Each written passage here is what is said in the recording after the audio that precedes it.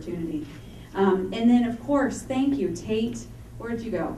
Right Tate here. Hill, there you are. Tate is an incredible inspiration, and I know that he came up underneath Keith Kelly, and Keith Kelly gave him an opportunity to lead, and he proved himself, and now here he is out of the nest leading his own organization. And so hats off to you for what you've accomplished, and to your board for supporting you and providing you guidance and helping you lead in the way that you are. And this room is an incredible example to me of where Fresno is going.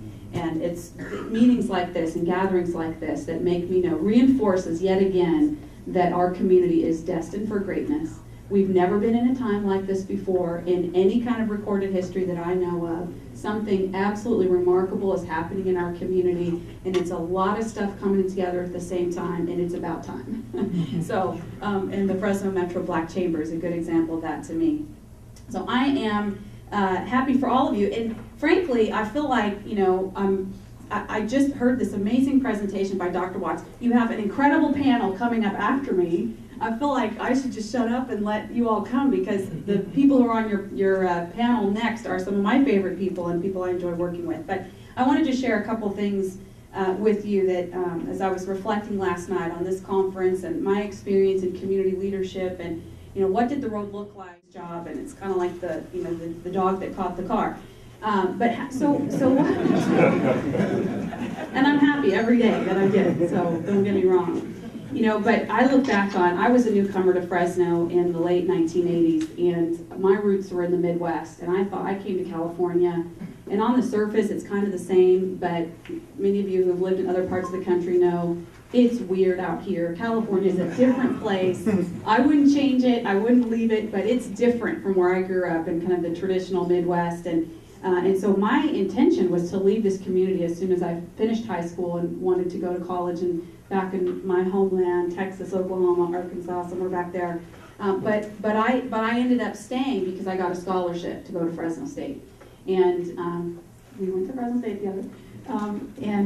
And so I stayed to go to college. My nuclear family was here. And then I graduated from college and was looking for a job, and you know, worked in my field and was just trying to make it, you know, just trying to get connected, and I wasn't really sure how to make that happen. But you know what? One person gave me a chance. It was one person that led to many others giving me a chance. And that one person for me was a teacher at Fresno State. I had to prove myself. I also learned the importance of entrepreneurship, and I never really thought of myself as being entrepreneurial, but now, having traveled down the road 15 years or so, I see the importance. To me, entrepreneurship is about creativity, innovation, flexibility, like Dr. Watts was saying, and initiative, taking the initiative. And there's a lot of work that's been done now to talk about social entrepreneurs or civic entrepreneurs. And I think this community change that's happening is all about people coming from every different sector, whether faith-based or nonprofit or private sector or public sector, coming together, those who have the entrepreneurial skills to bring about change in the community. It doesn't matter what sector you're from. Some of the most entrepreneurial people I've worked with in this town, and I'm not kidding, are federal government people. Can you believe that? Raleigh Smith is one of the most entrepreneurial people I know, and he's a Fed, for crying out loud. You know, and then of course there's all kinds of private sector entrepreneurs and CBO entrepreneurs, whatever. But I think as a community, we started to embrace this idea that we could change things, but it took us being entrepreneurial, and it's that value kind of settled into our community. We've started to see some really positive results, and so that was certainly a life lesson for me, was entrepreneurship. No matter what you're doing, if you're leading the PTA, if you are serving in a group at church, if you're heading up a nonprofit or on staff at a local government agency or working in a local business, those who make the most difference tend to be those who are entrepreneurial and take initiative and embrace all of the other things that Dr. Watts was talking about. Probably the most important of those things to me, in the list of things he was talking about, is the stewardship or the servant leadership piece. And I think that that has been such a paradigm shift for Fresno in our sort of community leadership sphere, understanding the importance of stewardship. When you look back over the history of Fresno, and it's no one person that was bad or wrong, but you know, you look back from, you know, say 1970, 1960 backwards, and you hear a lot about corruption and about things going off track, and it was people who were in charge that didn't embrace stewardship. and people who really were about themselves. And again, I could never begin to pinpoint it on any one person, so that's not the message. But the moment for me when I learned stewardship. Some of you know Deborah Nankivell. I saw stewardship from Deb. She talked about it. She lived it. I learned it from her. And I wasn't really good at this when I first started working in the community space. I was pretty much excited about making sure people knew everything I did well. I was pretty much thinking I needed to promote myself. I was like, I thought that's what you did. And then I start working with this lady, this good government advocate, turned criminal defense lawyer, turned CEO of the Fresno Business Council, who was so about stewardship and really loving the whole and stewarding the whole and all that. And for 10 years, I worked alongside her. It changed me forever. And many of you have worked with stewards, and you know what I'm talking about. But that's the big shift, I believe, in Fresno. As that has started to take hold, and I think it's been over the last decade, you've started to see a lot of other things break free and break loose. And new resources coming to the table. Turns out there are resources. There are people, there's talent, there's ideas. But it's starting to come forward as we embrace this idea of stewardship. So those have all been real formative kinds of experiences for me, and I share those with you today in case they're helpful to you as well. The last thing I want to just leave you with is this.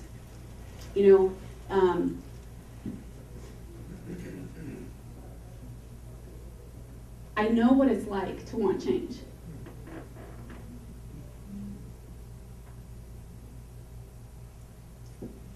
I know what it's like for 10, 15 years, working, believing, hoping, praying, knowing that our city is to be different. I know what that's like.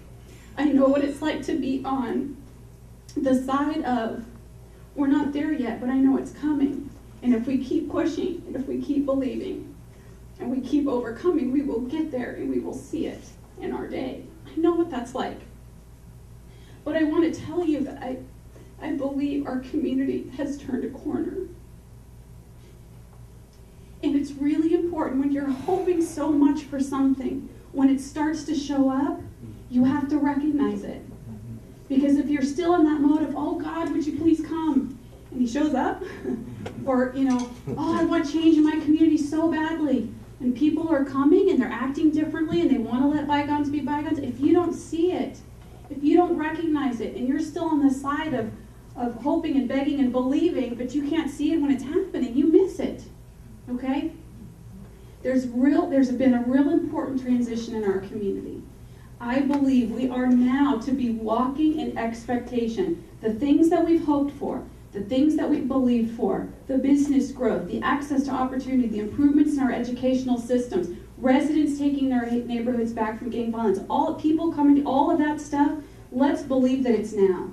Okay? What if it is? What if it is? Wouldn't you act differently today if you knew that the things that you've been stretching for are now suddenly in reach? Wouldn't you act differently? You would, wouldn't you?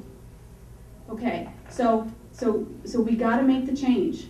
We have to believe the things we've wanted and fought for and believed for. Let's try on this idea that maybe it is here and it is now. What if it's possible now? Okay? It's real important because I don't want to miss it. I don't want to miss it. I don't want to go another decade and still be believing for things and only to find out that they were within reach, but we walked right past them, okay?